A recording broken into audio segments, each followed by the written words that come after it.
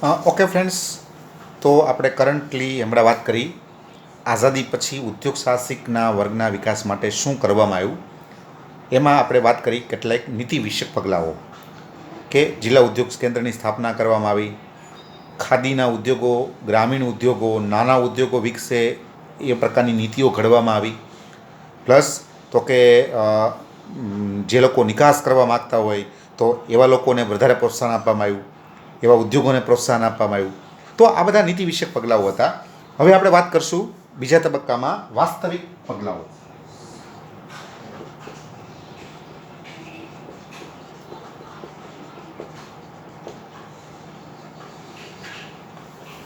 જો એમાં ઘણા બધા તમે પગલાઓ લઈ શકો. પ્રોજેક્ટને ઝડપી મંજૂરી,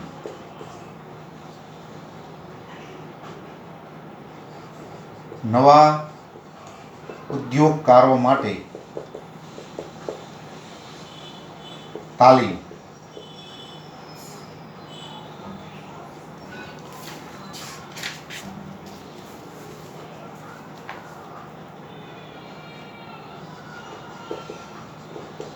સંચાલન અંગે માર્ગદર્શન,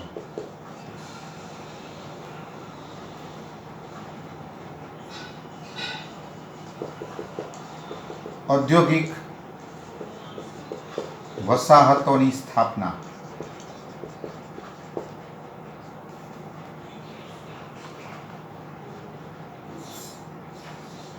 ઉદ્યોગ સાહસિકતા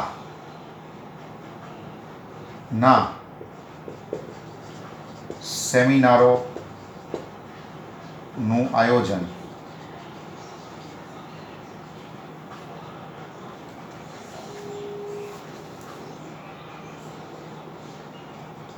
સબસિડીવાળી લોન, મહિલા ઉદ્યોગ સાહસિકને વિશેષ પ્રોત્સાહન,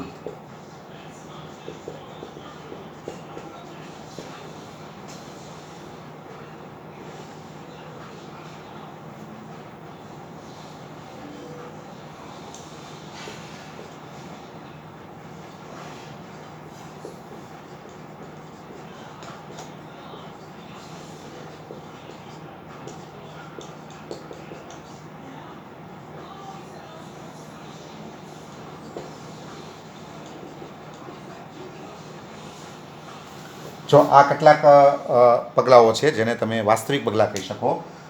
પ્રોજેક્ટને ઝડપી મંજૂરી,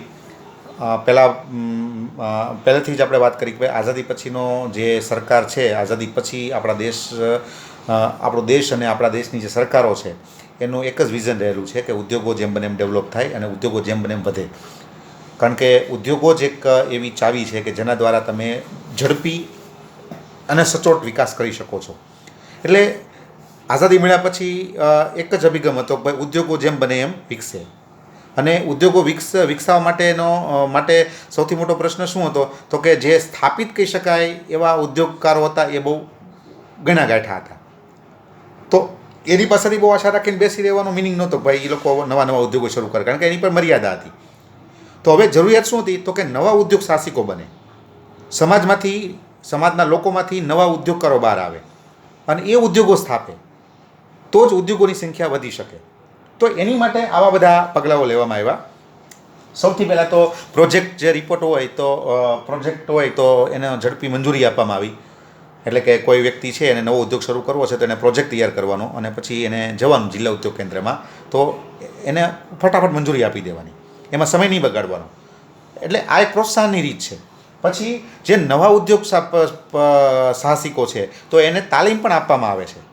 એને માટે તાલીમની આખી વિચારણા કરવામાં આવી કે ભાઈ આપણે ઉદ્યોગ સાહસિકો છે એ ખરેખર જોવા જઈએ તો એને આપણે ડેવલપ કરવા પડે, બરાબર. કાંઈ જન્મજાત એનામાં કાંઈ ગુણ ન હોય.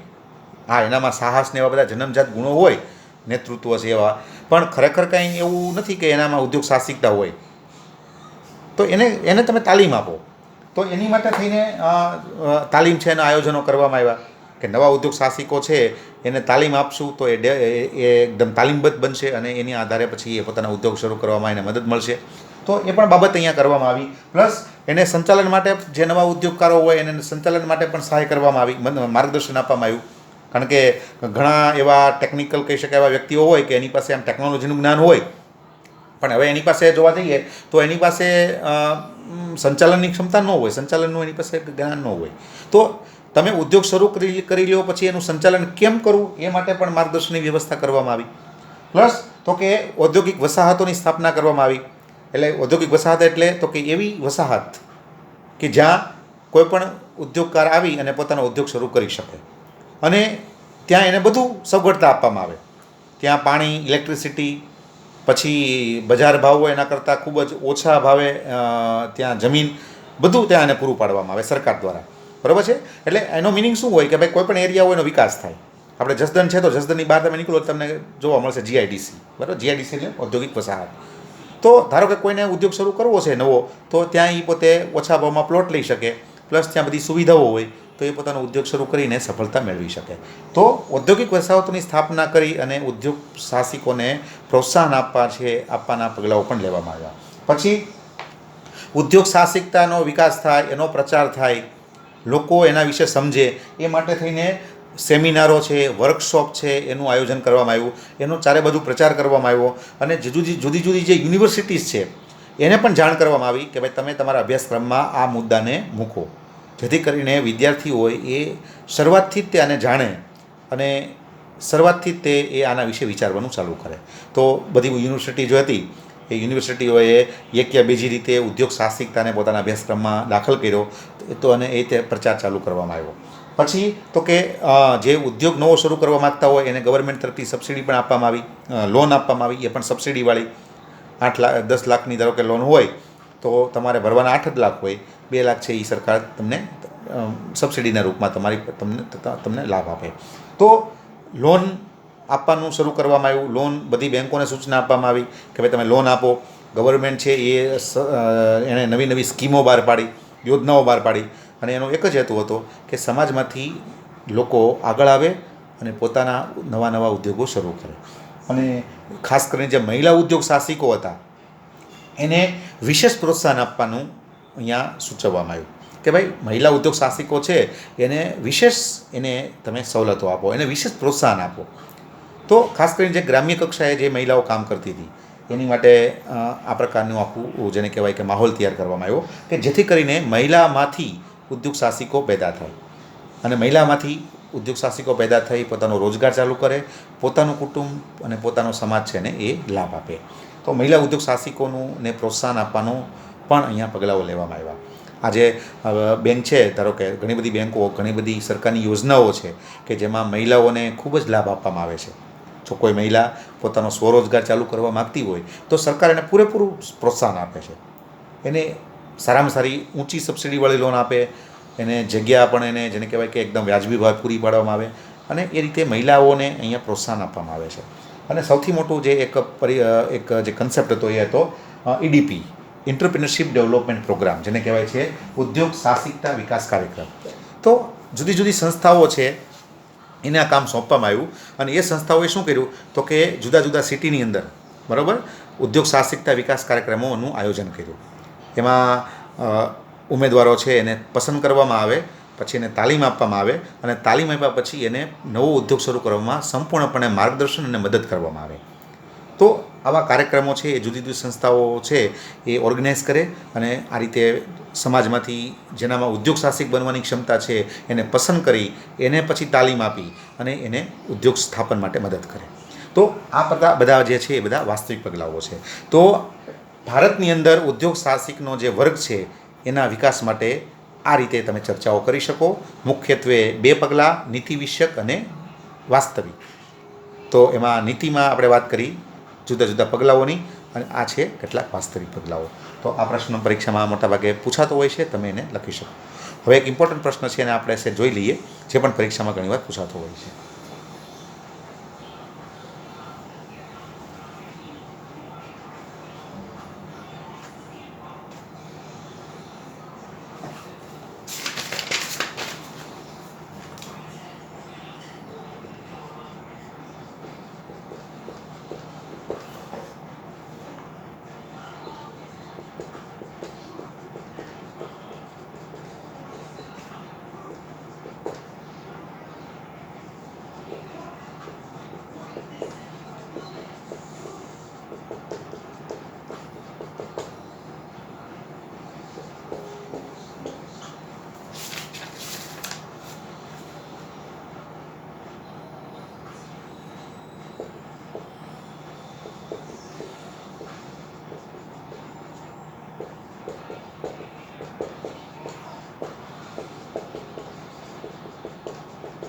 ભારતમાં ઉદ્યોગ સાહસિકના વર્ગનો વિકાસ અપૂરતો અથવા ધીમો છે. શું કામ?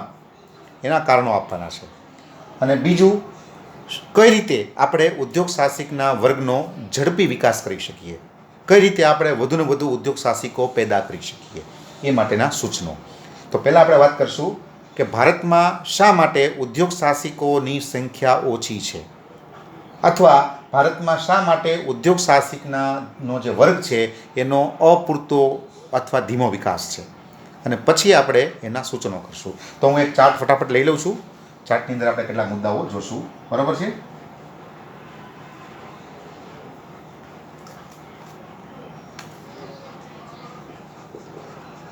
ભારતમાં ઉદ્યોગ સાહસિક વર્ગ, એમાં અપૂરતા વિકાસના કારણો અને ઝડપી વિકાસ થાય તેના સૂચનો. બરાબર. જો એમાં પહેલી વાત તો કે આપણી જે વિચારધારા છે કેવી છે આપણા દેશની, તો કે આપણે ધર્મને વધુ માનીએ છીએ. બરાબર. આપણી વિચારધારા અભૌતિક વિચારધારા છે, અને એનું પરિણામ એ કે આપણા સમાજમાંથી બહુ ઓછા લોકો પોતાનો સ્વરોજગાર ચાલુ કરવા માટે આગળ આવે છે. આ સૌથી મોટું કારણ છે. બરાબર છે. આપણા દેશની અંદર આપણી જે વિચારધારા છે એ બધી કેવી વિચારધારા છે? અભૌતિક વિચારધારા છે. આપણે ધર્મ અને એવી બધી બાબતોમાં વધારે શ્રદ્ધા રાખીએ છીએ, પણ આપણે આપણી જાત ઉપર બહુ શ્રદ્ધા રાખતા નથી. તો એનું પરિણામ શું છે કે આપણા દેશની અંદર ઉદ્યોગ સાહસિકોની સંખ્યા ઓછી છે. બરાબર છે. પછી ફોર એક્ઝામ્પલ જોવા જઈએ તો મૂડીની અછત, નવા લોકોને કોઈ મૂડી આપતું નથી. બરાબર. રિલાયન્સવાળા હોય તો એને મૂડી આપવા માટે બધા તૈયાર છે, પણ હું એમ કહું મારે ઉદ્યોગ ચાલુ કરવો છે તો મને કોઈ નાણું કે મૂડી આપશે નહીં. એ પણ એક એનું સૌથી મોટું કારણ છે. પછી જોવા જઈએ તો ફોર એક્ઝામ્પલ જોવા જઈએ તો ટેકનિકલ શિક્ષણનો અભાવ.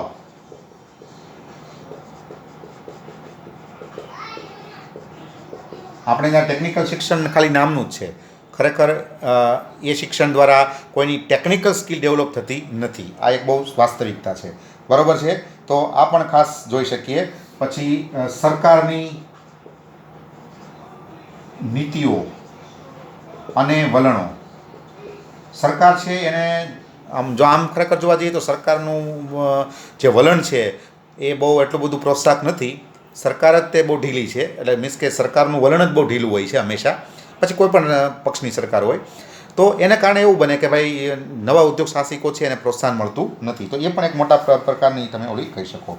બરાબર છે.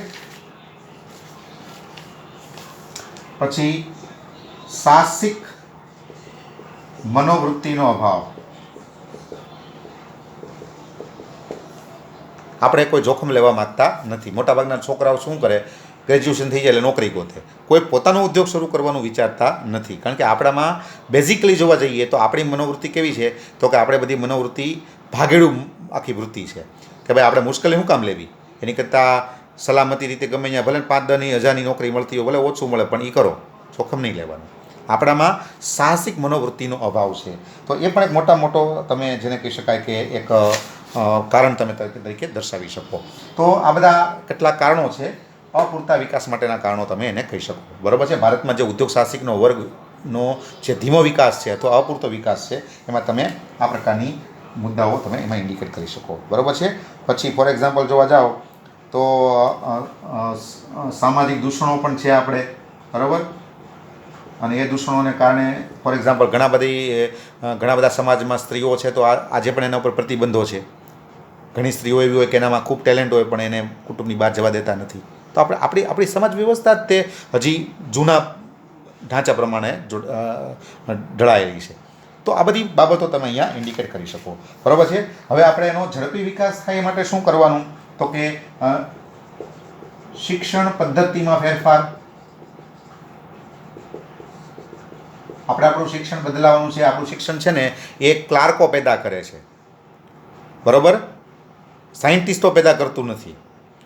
આપણી શિક્ષણ નીતિ અંગ્રેજોની નીતિ છે. અંગ્રેજોનો અભિગમ શું હતો કે ભાઈ અહીંથી આપણે નોકરો પેદા કરવાના છે આપણું વ્યવસ્થા તંત્ર ચલાવવા. એટલે એવું શિક્ષણ આપો કે એમાંથી જે બહાર આવે એ ખાલી નોકર બની શકે, એ બીજું કાંઈ ન કરી શકે. તો એનું પરિણામ શું આવ્યું તો કે એ શિક્ષણ નીતિ હજી ચાલુ છે. એટલે આપણે ત્યાંથી જોવા જઈએ તો નોકરો પેદા થાય છે, પણ ઉદ્યોગ શરૂ કરી શકે એવા લોકો પેદા થતા નથી. તો શિક્ષણ પદ્ધતિમાં ફેરફાર કરવો અનિવાર્ય છે, એ પણ ખાસ અગત્યની બાબત તમે કહી શકો. બરાબર છે. પછી નવા ઉદ્યોગ સાહસિકોને ખૂબ જ પ્રોત્સાહન આપો. બરાબર, જે નવા ઉદ્યોગ સાહસિકો છે એને ખૂબ જ પ્રોત્સાહન આપો, સરકારી નીતિઓ એવી બનાવો, એને સંપૂર્ણ માર્ગદર્શન આપો, એને સંપૂર્ણ સહાય આપો. જો આવા બધા પગલાઓ લેવામાં આવે તો ભારતની અંદર ઉદ્યોગ સાહસિક છે એની સંખ્યા વધી શકે અને એ વર્ગનો વિકાસ થઈ શકે. તો આ બધા મુદ્દાઓ તમે એમાં ઇન્ડિકેટ કરી શકો. બરાબર છે. જેમાં ઘણા બધા મુદ્દાઓ છે જે આપણે પછી જોવાનો પ્રયત્ન કરશું. બરાબર છે. ફોર એક્ઝામ્પલ જોવા જઈએ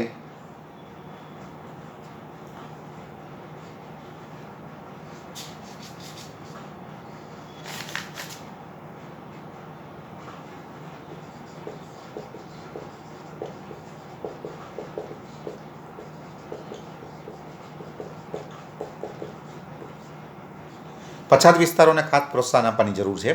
કારણ કે પછાત વિસ્તારોમાં અથવા પછાત વિસ્તારોમાં જે લોકો રહેતા હોય એને જો પ્રોત્સાહન આપવામાં આવે, એની માટે વ્યવસ્થા બધી ઊભી કરવામાં આવે તો એમાંથી ઘણા બધા લોકો ઉદ્યોગ સાહસિક બની શકે એમ છે.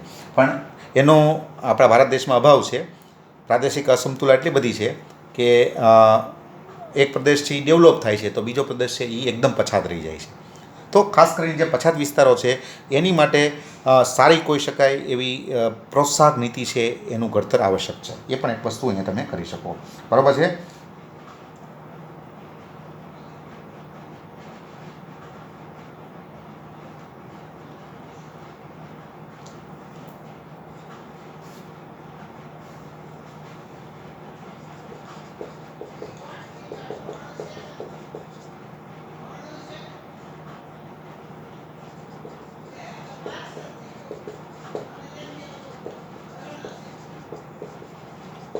સ્વરોજગારલક્ષી યોજનાઓ છે એ વધુને વધુ ઘડવી જોઈએ.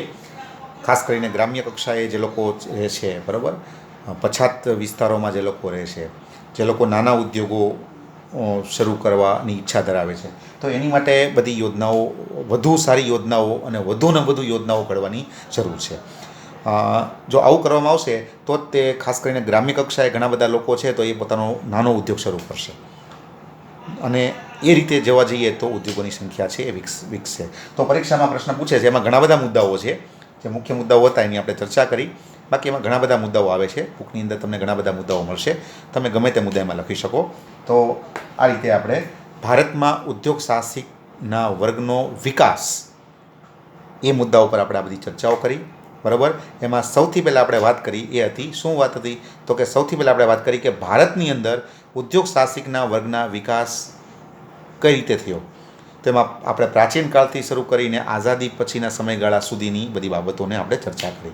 અને બીજો જે પ્રશ્ન હતો કે ભારતમાં શા માટે ઉદ્યોગ સાહસિકના વર્ગનો ઓછો કે અપૂરતો વિકાસ જોવા મળે છે.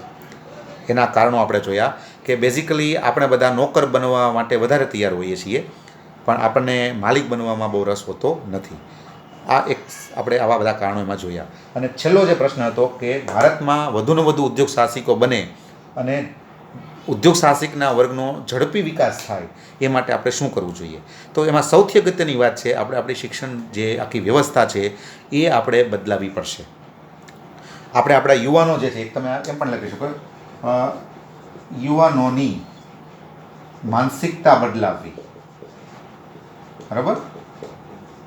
આપણા યુવાનોને નોકર બનવામાં રસ છે, માલિક બનવામાં રસ નથી. આ માનસિકતા બદલાવી પડશે અને એની માટે આપણે શિક્ષણ વ્યવસ્થામાં પણ ફેરફાર કરવો પડશે. પ્લસ લોકો પોતાનો રોજગાર ચાલુ કરી શકે, એવી વધુને વધુ યોજનાઓ આપણે કરવી પડશે.